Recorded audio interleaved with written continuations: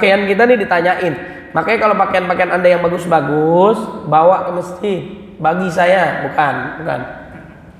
Bawa ke masjid buat ibadah, buat sholat malam. Anda punya kendaraan, bawa kendaraannya ke masjid, buat ibadah, buat dakwah, kebaikan. Itu ntar ditanyain oleh Allah. Boleh, kata ulama tuh. Boleh kita punya apa yang kita mau, silahkan. Tapi siap ditanya. Ini ente buat apaan nih? Pakaian yang nggak guna, ini buat saya juga nih. Yang nggak guna di rumah, kasih orang. Bahkan pengalaman saya dapat baju-baju dari orang gratis setelah saya buang tuh pakaian bekas saya. Maksudnya bukan dibuang, bagi orang, ntar datang lagi yang baru. Bahkan ulama dulu yang pakaiannya bagus banget kalau dikalkulasikan dengan harga kita tuh ratusan juta harganya. Buat apa dia? Buat sholat malam, buat ibadah, mendekatkan diri kepada Allah Subhanahu wa ta'ala. Motor Anda 10 biji, buat apaan? Ditanya oleh Allah, nih gunanya buat apaan? Ini buat saya juga nih, mobil kita banyak, rumah, manfaat bagus, silahkan. Kalau nggak ada manfaatnya jangan. Ya pakaian kita, jam tangan kita, apa aja yang kita punya nih, ditanyain oleh Allah Subhanahu wa ta'ala tentang kenikmatan kita. Udah siap belum kita nanya? Nggak ada yang kelewat. Fa may ya'mal mithqala dzarratin khairan yarah wa may ya'mal mithqala dzarratin syarran yarah. Jadi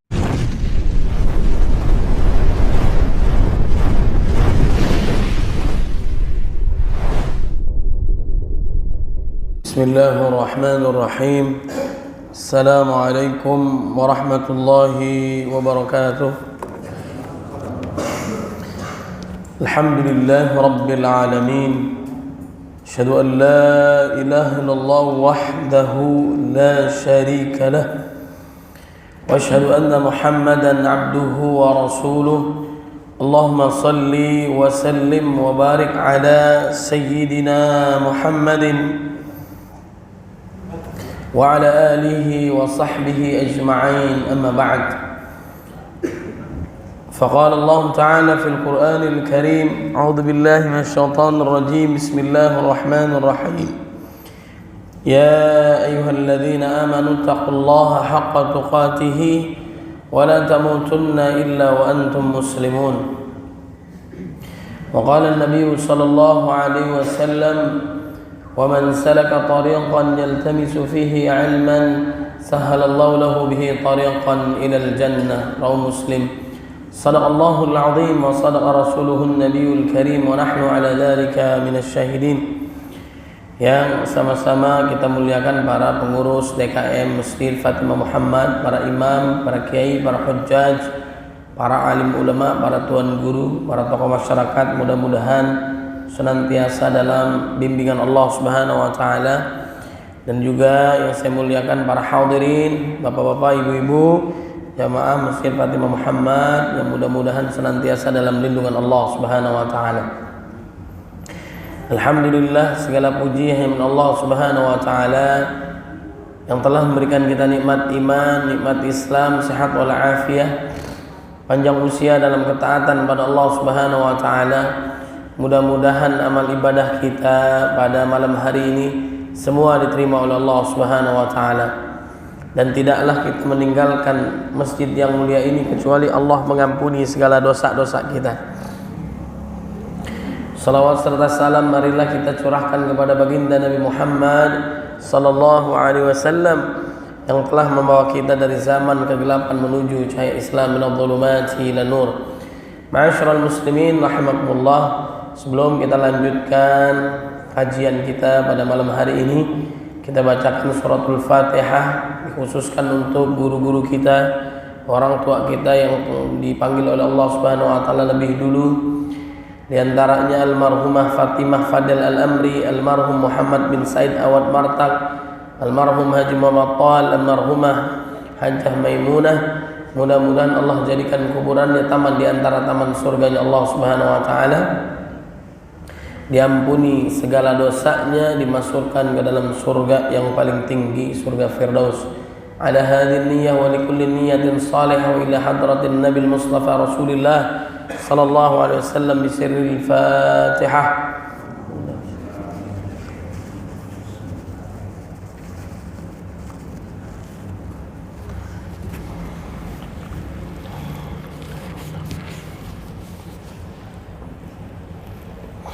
Amin ya rabbal alamin.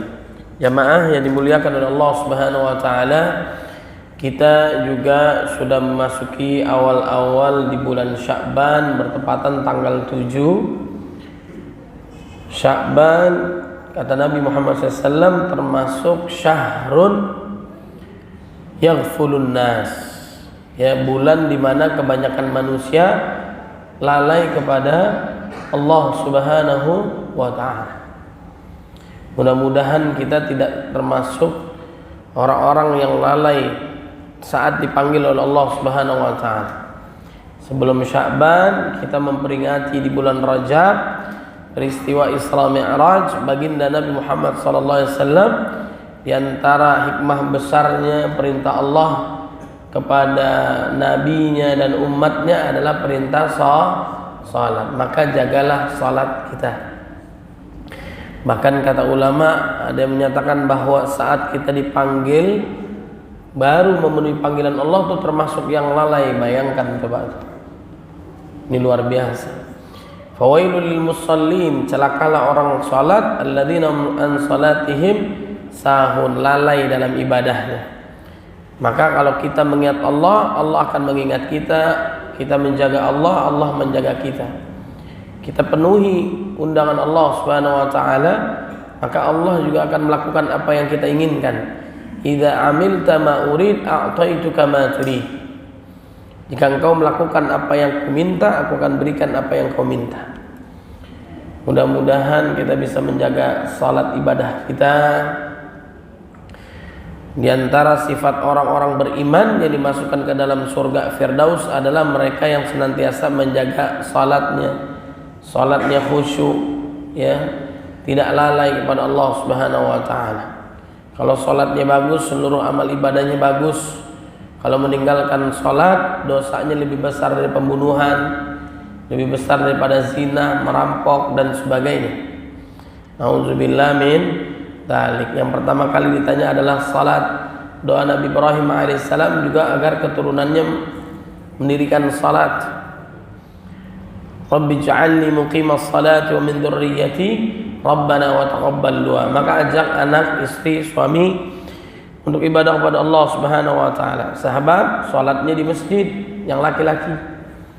Ya, setiap langkah ampunan dosa, setiap langkah meninggikan derajatnya makin hari makin mulia. Semakin banyak langkahnya, semakin banyak pahalanya di sisi Allah Subhanahu wa taala. Kalau salatnya benar, dapat mencegah perbuatan keji dan munkar. Kenapa kita masih melakukan keji dan munkar? Dosa diri pada orang lain.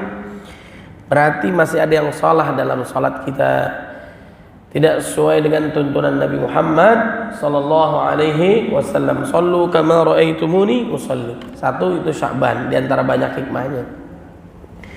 Yang kedua adalah bulan Sya'ban syahrun yarfa'u fihi al-a'mal ila rabbil alamin, di mana bulan ini diangkatnya amal ibadah kita kepada Allah Subhanahu wa taala. Kalau pekanan Senin dan Kamis, Allah Subhanahu wa taala juga menerima laporan dari malaikatnya untuk melaporkan amal ibadah kita. Dan Nabi paling senang kalau dia dilaporkan dalam kondisi puasa. Apalagi di bulan Sya'ban ini Nabi melakukan ibadah puasa itu penuh wajib. Kalau di bulan Ramadan, selebihnya yang kedua adalah banyak melakukan ibadah puasa di bulan Sya'ban. Mudah-mudahan walaupun kita sedikit-sedikit bisa melakukan ibadah sunnah puasa di bulan Sya'ban. Minimal kalau memang kita bisa, ada kemampuan, sungguhan, sebulan itu 3 hari, baik ayamul bidnya, Senin Kemisnya, puasa sunnah lainnya, itu minimal 3 hari. Itu kebiasaan Abu Hurairah. Kalau kita puasa sekali aja, itu pahalanya 10 hari. 2 hari 20 hari, 3 hari 30 hari. Setiap bulan 30 hari kita puasa tuh. Kalau dilakukan setiap bulan sepanjang masa, di ibadahnya adalah puasa. Bahkan kalau Ramadan itu yes, 30 hari plus 6 hari di bulan Syawal, pahalanya seperti orang puasa setahun penuh. Man shoma ramadhana thumma atbahu sittan min syawal kana kasiyamid dahar. Sama seperti setahun penuh. Maksudnya adalah apa? Setiap tahun kita takwa kepada Allah, enggak meninggalkan Allah Subhanahu wa taala. Nah, makanya bulan Sya'ban ini jangan disia-siakan. Diapit di antara dua bulan yang mulia, bulan Rajab, bulan haram, kemudian Ramadan, bulan penuh dengan keberkahan. Satu-satunya bulan yang disebutkan di dalam Al-Qur'an. Kemudian Sya'ban ini juga qabliyahnya Ramadan. Makanya kita salat ada qabliyah, ada ba'diyah. Nah, ini qabliyahnya Ramadan, persiapan menghadapi bulan Ramadan. Dengan ruhiyahnya tingkatkan, jasadiyah fisiknya juga ditingkatkan, pola makan, pola gerak, pola rehat. Kemudian maliyah hartanya, sebaik-baik sedekah ntar di bulan Ramadan. Cari duit 11 bulan, buangnya Ramadan. Bahkan orang zakatnya tahunannya di Ramadan, dilipat gandakan. Apalagi ada malam lebih hebat daripada 1000 bulan. Sedekahnya malam 27 misalnya, diterima 1000 bulan pahalanya. Kemudian juga tsaqafiyah, wawasan tentang keislaman, khususnya bagaimana puasa yang baik, ibadah terbaik di bulan Ramadan. Mudah-mudahan kita diberkahi oleh Allah di bulan Sya'ban, kita semua panjang umur sampai dengan bulan Ramadan. Allahumma barik lana fi Sya'ban wa ballighna Ramadan. Allahumma sallimna ila Ramadan wa sallim lana Ramadana wa tasallamhu minna mutaqabbala. Itu doa salafus saleh agar disampaikan ke dalam bulan Ramadan. Itu yang kedua. Saat menjelang Ramadan, nyampe mau masuk hilal, doa lagi agar Allah berikan keselamatan, kekuatan, kesehatan, keamanan, husnul khotimah, bagus ibadah puasanya. Allahumma ahillahu alaina bil yumni wal imani was salamati wal islam rabbi wa rabbukallah. Maka mudah-mudahan amal ibadah kita semuanya diterima oleh Allah Subhanahu wa taala. Amin ya rabbal alamin. Kemudian yang ketiga, keistimewaannya, keempat bahkan, Sya'ban juga bulan termasuk, ada yang menyebutkan bulan Rasulullah sallallahu alaihi wasallam. Kalau bulannya Allah, Syahrullah al-Muharram. Kenapa ini ayat turunnya surat Al-Ahzab ayat 56, yaitu di bulan Sya'ban, yaitu ayat di mana diperintahkan oleh Allah Subhanahu wa taala para hambanya untuk bersalawat kepada Nabi Muhammad sallallahu alaihi wasallam. Innallaha wa malaikatahu yusalluna 'alan nabi ya ayyuhalladzina amanu sallu 'alaihi wa sallimu taslima. Maka perbanyaklah salawat kepada Nabi Muhammad sallallahu alaihi wasallam dalam aktivitas mencari nafkah, berdoa, mendekatkan diri kepada Allah. Perbanyak salawat, Allah mengembalikan salawatnya untuk kita, keselamatan untuk kita, rahmat untuk kita, ampunan buat kita 10 kali lipat. Bahkan malaikat gak berhenti memberikan salawatnya kepada kita. Sebelum Allah perintahkan hambanya, lebih dahulu Allah memberikan penghormatan, salam penghormatan kepada Nabi dan juga para malaikatnya yang mulia. Ya, Allah Subhanahu wa taala ibadah lain dia gak kerjain, karena dia Tuhan kita, kita ibadah untuk Allah, salat, zakat, puasa, haji. Giliran salawat diperintahkan kita, dia lebih dulu memberikan salawat kepada Nabi Muhammad sallallahu alaihi wasallam agar kita mudah-mudahan mendapatkan syafaatul uzmah, syafaat agung dari Nabi Muhammad sallallahu alaihi wasallam. Perbanyak salawat agar kita mimpinya berjumpa dengan Nabi. Mau nggak? Banyakin salawat. Kemudian ikuti sunnah Nabi Muhammad sallallahu alaihi wasallam. Qul in kuntum tuhibbunallah fattabi'uni yuhibbukumullah waghfir lakum dzunubakum. Jika kalian mencintai Allah, tadi Al-Ahzab ayat 56, kalau ini surat Al-Imran ayat 31. Jika kalian mencintai Allah, maka ikutilah Nabi Muhammad SAW. Niscaya kalian disayang oleh Allah, dicintai oleh Allah, kemudian diampuni dosanya oleh Allah. Ikutin Nabi, Allah sayang. Ikutin Nabi, dosa kita diampuni oleh Allah. Sunnah Nabi itu ngampunin dosa. Anda puasa sunnah, jenggotan, ya. Misalnya pakai gomis, sunnah nggak pakai gomis nih. Sekarang kita bangga pakai gomis. Cristiano Ronaldo pakai gomis sekarang. Bentar lagi syahadat deh. Bentar lagi haji umroh deh. Amin. Ya Rabbal alamin, luar biasa. Tapi sunnah itu bukan pakaian doang, jenggot doang. Tapi sunnah itu mengelola keluarga, hubungan kepada manusia, membangun negara, menjadi pemimpin, amar ma'ruf nahi munkar, itu semuanya sunnah. Sukses dalam ibadah, sukses dalam dagang, Ya, dalam transaksi semua lini kehidupan dicontohkan oleh baginda Nabi Muhammad sallallahu alaihi wasallam. Satu dari dirinya sendiri sukses. Mulai dari yang kecil, mulai sekarang keluarganya, kemudian sahabatnya, umat Nabi Muhammad sallallahu alaihi wasallam. Sahabat itu bukan yang asal-asalan, ya, luar biasa dalam ibadahnya hebat, keberaniannya dahsyat, kaya. Nih perhatikan buat kita semua. Umar bin Khattab kekayaannya triliunan, Utsman bin Affan triliunan, Abdurrahman bin Auf triliunan. Itu didikan Nabi Muhammad sallallahu alaihi wasallam. Gimana nggak sukses dia? Dunia akhiratnya sukses. Dunia itu di luar dadanya, di dalam hati, di tangannya. Boleh kita kaya, yang menyebabkan kita semakin taat pada Allah, berbagi di jalan Allah Subhanahu wa ta'ala. Mudah-mudahan kita diberkahi oleh Allah Subhanahu wa ta'ala. Kemudian bahkan ada seorang Habib itu dalam ceramahnya dia memberikan wasiat, khawatir jangan-jangan ceramahnya bisa menjerumuskan dia. Kalau kebaikan alhamdulillah, bisa juga mungkin dia nggak melakukan, sulit melakukannya dan sebagainya, bisa kembali buat dia menyebabkan dia jauh dari surga. Nauzubillah min dzalik. Diberikan wasiat, makanya selalu nutup majlis taklimnya selalu mengajarkan salawat kepada Nabi Muhammad sallallahu alaihi wasallam. Mudah-mudahan dengan salawat ini kita diselamatkan oleh Allah Subhanahu wa ta'ala. Ajak orang lain bersalawat kepada Nabi. Allahumma salli ala Sayyidina Muhammad wa ala alihi wa sahbihi ajma'in. Amin ya rabbal alamin. Itu balik lagi buat kita, ya, agar kita dimudahkan oleh Allah. Bahkan kalau kita mau mimpi, seringin salawat, ikuti sunnah Nabi. Kemudian sebelum tidur itu wudhu dulu, zikir dulu, baca doa dulu, nanti mimpinya indah. Ada ulama mengatakan tuh, kalau kita dalam kondisi wudhu, ruhnya terbang, ya, ruhnya terbang, bisa berjumpa dengan wali Allah, ya, orang-orang soleh, bahkan juga bisa mengantarkan kepada baginda Nabi Muhammad sallallahu alaihi wasallam. Kalau kita mimpinya jelek, dikejar setan, ya, setannya kredit lagi, emang kita belum bayar, ya, giliran minjem semangat ditagih, amnesia.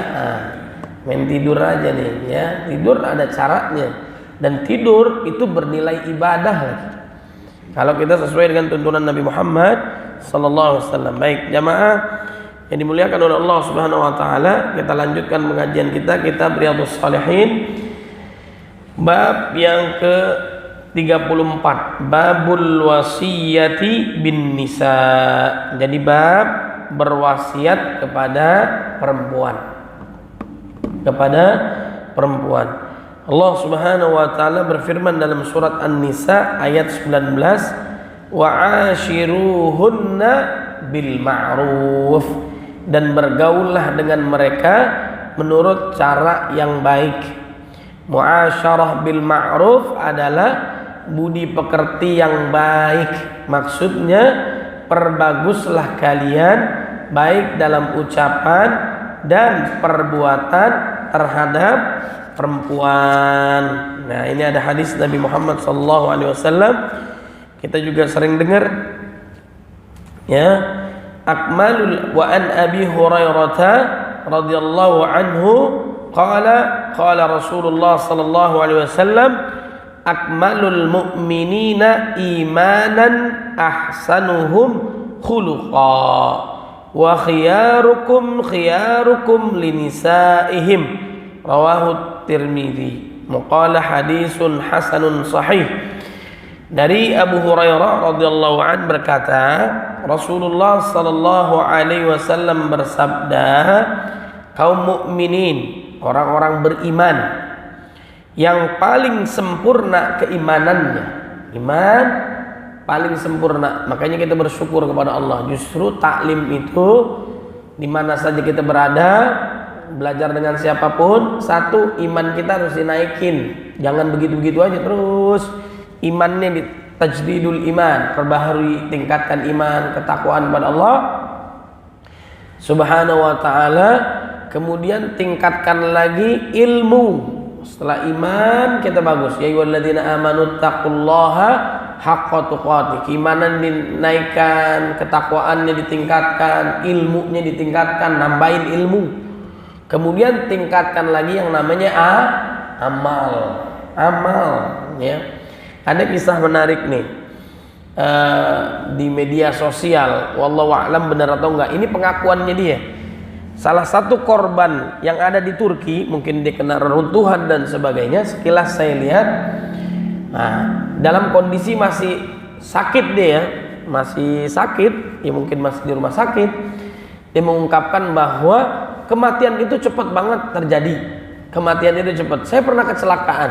Saya nggak nyangka juga. Ibaratnya kalau tuh misalnya saya kelindes, ketabrak, ya bisa terjadi sesuatu yang kita nggak harapkan kan. Ternyata kita ngerasain lah, mungkin ada yang pernah ngerasain ditabrak, dinabrak. Kecelakaan itu di luar kuasa kita dah. Tiba-tiba nabrak aja. Tiba-tiba ditabrak. Kalau nggak nabrak ya ditabrak. Tiba-tiba bisa terjadi kecelakaan dah kita. Misalnya gitu. Walaupun terus kita berdoa kepada Allah, Allah lindungi kita, jaga benar-benar ikhtiarnya. Nah itu bisa terjadi sekilas saja. Tahu-tahu nabrak di luar dugaan kita. Tahu-tahu kita kecelakaan. Nah pengakuan orang ini, dia udah merasakan mati lah gitu ya. Udah merasakan mati, bahkan 2 kali mati dia bilang. Ya, gampang sekali tuh Allah kalau mematiin orang tuh gampang banget. Emang kita lihat gampang banget kan, ribuan orang mati. Dia tahu nggak mau mati? Sama, nggak tahu juga kayak kita nih. Nggak tahu. Tiba-tiba runtuh. Ada orang yang sekali gempanya selamat, 2-3 kalinya runtuh, jatuh, ketiban. Bahkan yang nolongin tim evakuasi ketiban juga. Nah, nggak tahu juga deh. Kemudian saat dia runtuhan, dia keadaannya dianggap dia udah meninggal dunia. Ditanya oleh malaikat nih, pengakuannya dia tentang siapa Tuhannya, man rabbuka, nabiyuka, sama lah yang kita pahami itu. Dijawab itu sampai keadaannya kayak gitu. Kemungkinan dia wafat lah, udah wafat dan sebagainya. Ternyata Allah belum wafatkan dia. Nah poinnya adalah apa? Jangan, kata dia ya, saya nih setelah saya sehat, saya akan menunaikan ibadah sholat 5 waktu.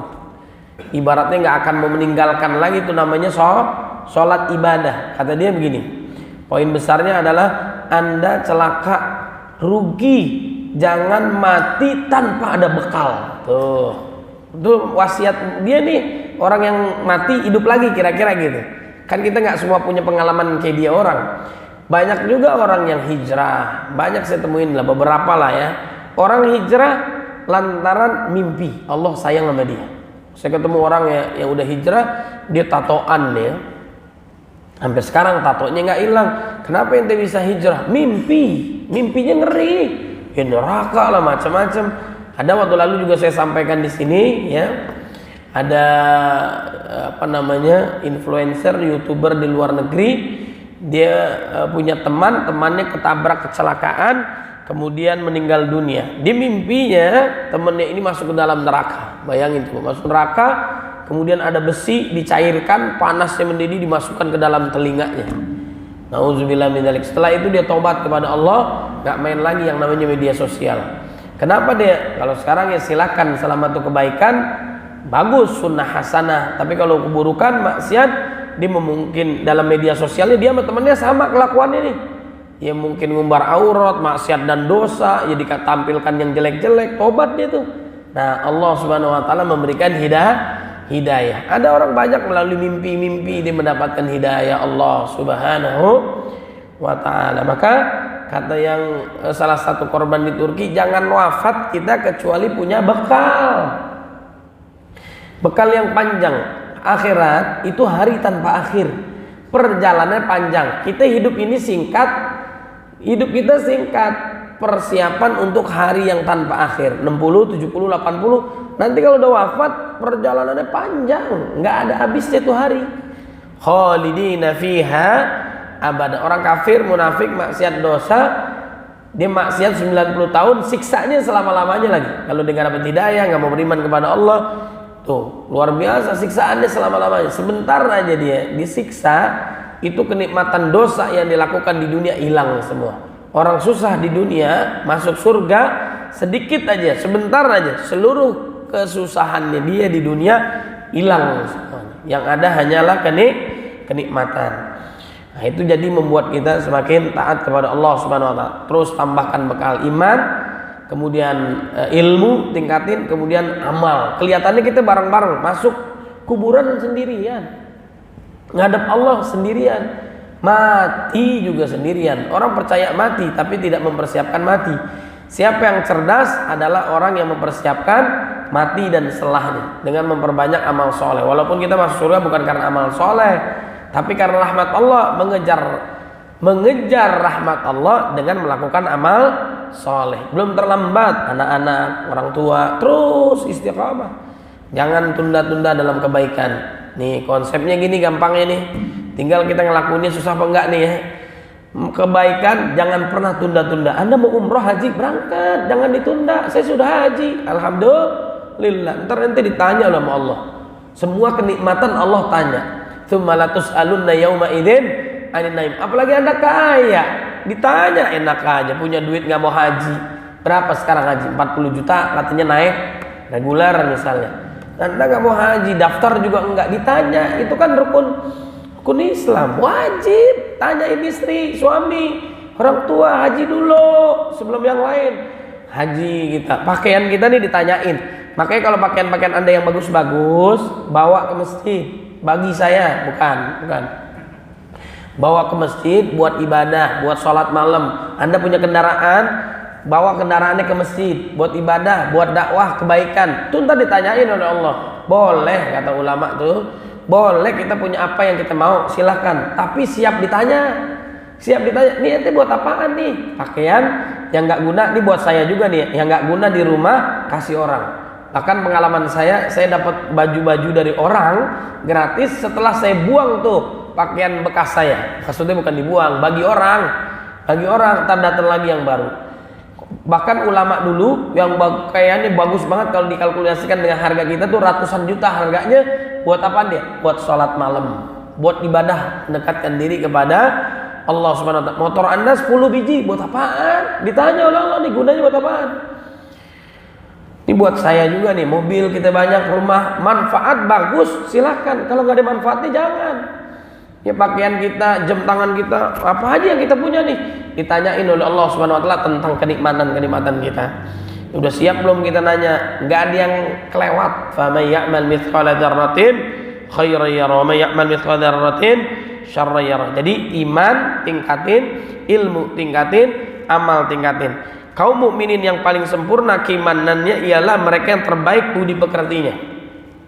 Dan yang terbaik di antara kaum mukminin ialah mereka yang terbaik sifatnya terhadap istri-istrinya.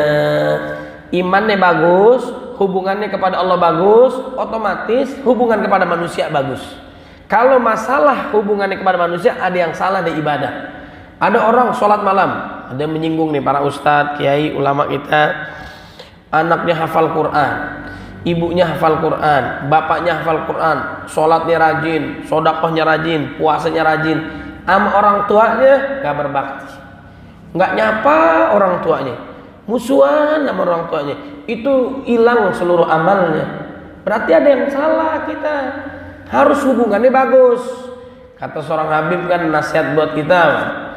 Kita kalau sama guru bagus gak muliain dia lah. Wajib kita muliain guru-guru kita yang mulia, ulama kita yang mulia, orang tua kita yang mulia. Tapi giliran sama orang tua kagak mau salaman. Sama kiai Habib bolak-balik tuh tangan nyium, bener gak? Sama orang tua kagak mau. Pintu keberkahan. Orang tua kita dulu, baru yang lain. Terbaik sikap kita itu buat diri kita. Kadang-kadang orang pelit, ente kadang-kadang ya kan, jangankan pelit sama orang, ami diri aja pelit, percaya nggak? Mau makan nasi goreng harganya 25.000, mahal banget nih, bener nggak? Sayang ah. Dia mendingan ususnya pada berantakan ketimbang dimakan, bener nggak? Itu buat dirinya aja pelit, apalagi buat orang. Dan orang pelit nggak mau bergaul dengan orang pelit, dia maunya bergaul sama orang baik, ya nggak? Kalau nggak dibagi lagi dia, dirinya aja pelit. Nah, kita selamatkan diri kita dulu nih sebelum orang lain. Kayak di pesawat, kalau terjadi sesuatu, itu sebelum kita bantuin orang, kita dulu ngirup oksigen, bener nggak? Kan begitu teorinya. Baru selamatin orang, selamatin diri kita dulu nih. Udah nyelamatin orang aja, diri kita selamat apa kagak? Ya ayyuhalladzina amanu qu anfusakum wa ahlikum, nara diri keluarga kita selamatin.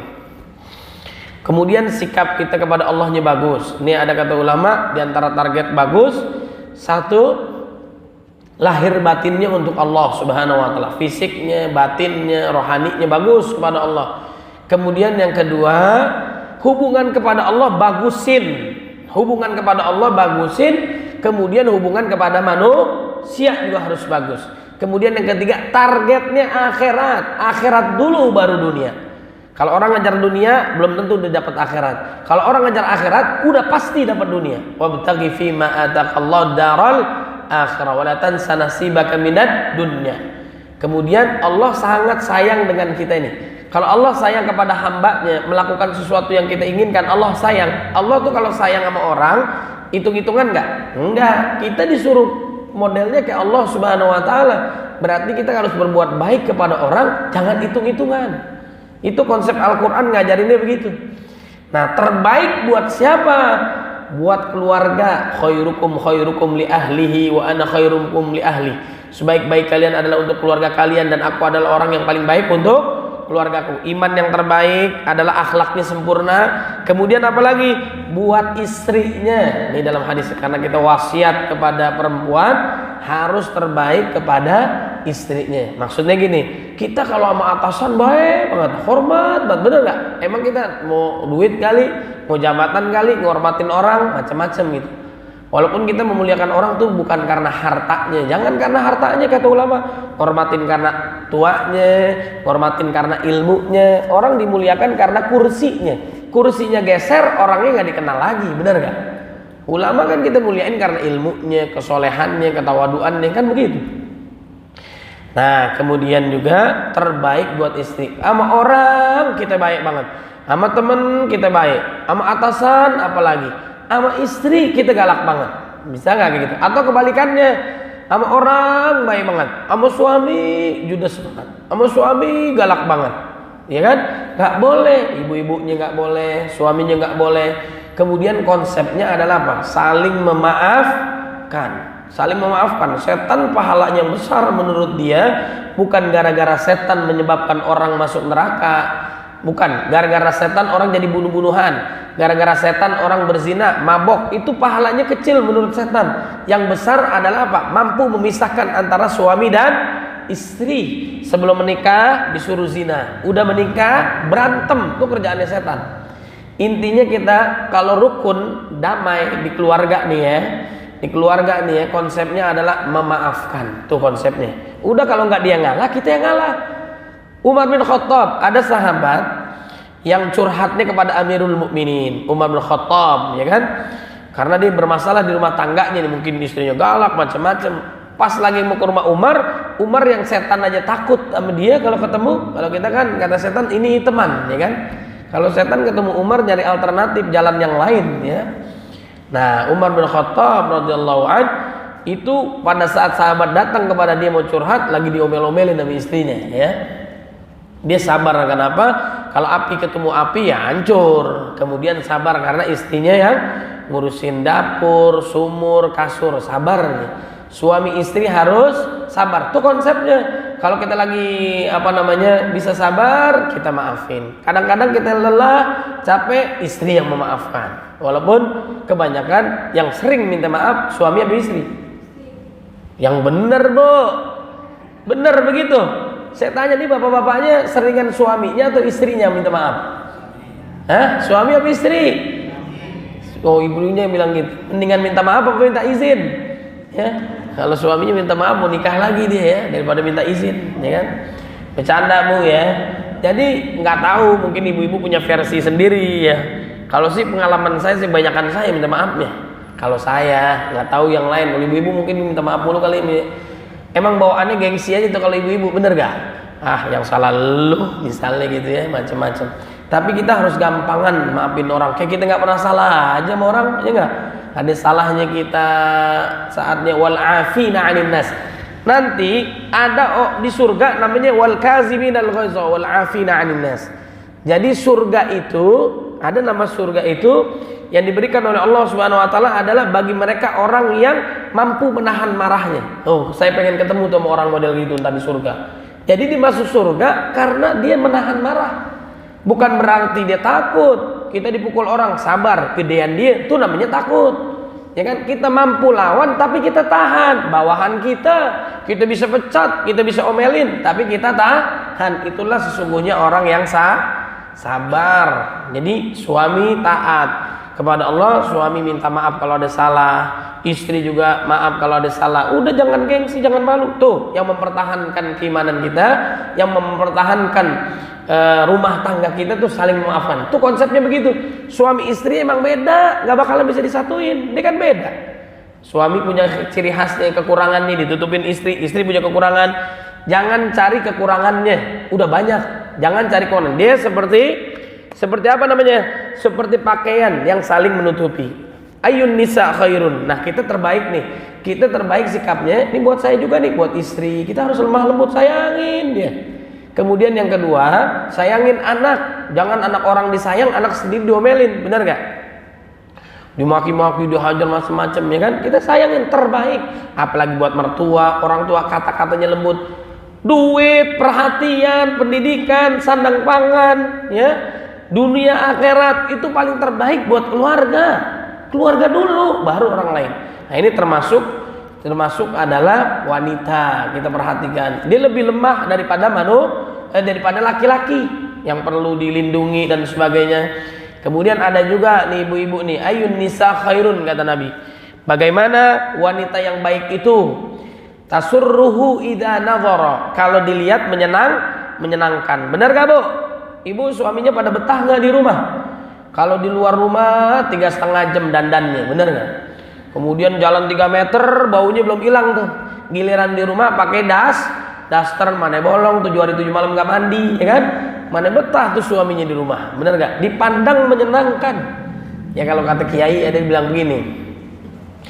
Kalau usia ulama, walaupun nggak banyak juga semua kiai kata dia gitu.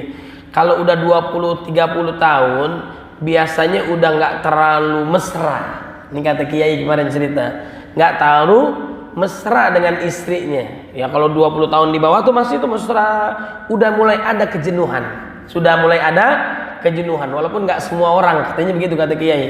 Makanya istrinya itu justru menawarkan supaya dia nggak jenuh, nikah lagi, kira-kira gitu. Ini nggak berlaku orang biasa. Ini khusus kiai ini. Punya santri bisa baca kitab, lebih istrinya lebih daripada satu. Nah, ini bercandaan doang, Bu, ya. Marah semua lagi nih, ya. Nah, jadi itu tenang aja tuh, tenang ya. Jadi dilihat menyenangkan, bahagia. Terus yang kedua, tasurruhu idza nadhara, kalau disuruh dia mau. Kemudian yang ketiga adalah tidak menyelisihi suami sehingga menyebabkan suaminya marah. Ada 4 amalan, ini terakhir udah masuk Isya. 4 amalan buat ibu-ibu, kita lindungin, kita jagain, kita perhatiin. Ini perintah Nabi, perintah Allah Subhanahu wa taala. Ini kalau ayatnya tadi itu, yaitu Allah Subhanahu wa taala berfirman, "Walan tastati'u an ta'dilu bainan nas walau bainan nisa walau harastum fala tamilu kullal maili fatadharuha kal mu'allaqah wa in tuslihu wa tattaqu fa innallaha kana ghafurur rahima." Dan kamu tidak akan dapat berlaku adil di antara istri-istrimu walaupun kamu sangat ingin berbuat demikian. Karena itu janganlah kamu terlalu cenderung kepada yang kamu cintai sehingga kamu biarkan yang lain berkatung-katung. Dan jika kamu mengadakan perbaikan dan memelihara diri dari kecurangan, maka sungguh Allah pengampun maha penyayang. Ini terakhir saya sampaikan nih ya, Ibu, dengerin Ibu ya. Ini baru saya dapat kabar nih, auzubillah min dzalik. Ada seorang ustadz, ada ahli zikir, ustaz, kemudian imam masjid, tergelincir di jalan Allah Subhanahu wa taala. Apalagi kita orang biasa nih. Makanya mudah-mudahan Allah berikan keistiqomahan kepada kita hingga husnul khotimah. Ini zaman sekarang lagi ngeri banget. Ada seorang imam ahli zikir, jadi imam ahli zikir, ahli ibadah yang mimpin sholat bertahun-tahun, benar gak? Tergelincir, jatuh, khilaf, selingkuh dia. Nauzubillah min dzalik. Itu bisa terjadi. Makanya coba saya contoh kayak gini ya. Kalau kondisinya begitu, lebih baik, ini udah punya istri nih, lebih baik ini orang ustadz ini nikah atau zina? Coba saya tanya Bapak Ibu. Nah, yang mana Bu? Nikah apa di zina? Yang mana Bapak Ibu? Oh, kan udah boleh berarti nih Bu nih. Ini kadang-kadang ente kadang-kadang bener gak? Melarang Nih, ini bukan saya masih setia sama yang lama Bu ya, tenang aja, saya bukan saya bukan nih, saya masih biasa aja Bu. Jadi adalah apa? Contohnya begini, ibu kan, ini khusus yang udah berkeluarga ya, ibaratnya nggak setiap saat bisa melayani suami, mungkin suaminya pergi keluar jauh, ya kan? Kemudian juga datang bulan, datang matahari, macam-macam, bener nggak? Selama dia bisa memenuhi, ya alhamdulillah. Kalau enggak, gimana coba? Kalau dia punya kemampuan, lahir batinnya siap, kalau dicegah, suami belum ngomong udah dimuntratin, bener nggak? Tapi dia nggak memuaskan suaminya, akhirnya dia mencari jalan yang lain. Yang bagus biasanya lebih baik minta maaf daripada minta izin. Itu masih bagus, ya kan? Kalau yang parah, dia bisa tergelincir zina, bisa nggak kayak gitu? Yang dosa siapa coba? Bu, yang dosa siapa Bu? Setan yang dosa, ya. Ini makanya dia harus terjaga dia. Mudah-mudahan suami-suami ibu dijaga oleh Allah Subhanahu wa Ta'ala. Lebih baik dia menikah halal berkah, keangkat derajatnya tuh perempuan, kemudian juga diberkah selama dia mampu. Kalau nggak mampu kan ayatnya tadi, kalau nggak mampu jangan coba-coba. Baru 500.000 gajinya udah kawin lagi, ya kan? Gimana ngurusinnya? Ya nauzubillah min zalik. Tapi kita nggak boleh, namanya syariat maki-maki nggak boleh. Ini syariat dari Allah. Anda mampu silakan, enggak jangan. Kemudian begini, ibu-ibu jadilah seperti Khadijah. Kalau suaminya baik, pengen setia, jadilah seperti Khadijah. Kalau nggak bisa jadi Khadijah, jangan salahkan Aisyah datang, bener nggak? Jangan salahkan Aisyah datang. Kita evaluasi, ada yang kurang berarti di diri kita. Nggak rajin dandan, ya kan? Kemudian nggak melayani suami terbaik, kecuali suaminya dia nggak bisa memberikan perhatian hak dan kewajibannya, nggak diperhatiin ibu, wajar ibu marah. Tapi kalau semuanya diperhatikan, ibu nggak melayani dengan baik, wajar dia mencari sesuatu yang lain. Kalau yang halal alhamdulillah, kalau yang haram gimana coba? Nauzubillah min dzalik. Makanya kalau anak juga nih, balik lagi, kalau ke anaknya udah siap lahir dan batin, maka nikahin. Nggak boleh orang tua ngelarang anak yang udah siap lahir batinnya, umurnya lahir batin udah siap, jangan dilarang, ntar dia berbuat dosa. Begitu juga suami, bener nggak? Dia nggak mau, nikah nggak boleh, ngomong nggak boleh, nikah nggak boleh, udah akhirnya dia nyimpang dah. Apa yang terjadi sekarang? Kalau di barat mah boleh, kawin boleh, nikah mah jangan, ya kan? Itu kan anaknya banyak atau diselingkuhannya banyak, yang penting istrinya atuh. Nah itu kan di barat konsepnya kayak gitu. Kalau Islam memuliakan, perempuan mau 1, mau 2, mau 3, 4 sama derajatnya, sama istrinya, haknya juga sama, dimuliain lagi. Ini saya kasih konsep aja Bu, jangan marah-marah Bu ya, mesti saya nggak diundang lagi ya. Hanya mengajarkan agar suami ibu semakin soleh, ibu juga harus terbaik buat suaminya. Wallahu a'lam bishawab. Subhanakallahumma bihamdika, asyhadu an la ilaha illa anta, astaghfiruka wa atubu ilaik. Mohon maaf lahir dan batin, mudah-mudahan bermanfaat. Insyaallah kita lanjutkan lain kesempatan. Assalamualaikum warahmatullahi wabarakatuh.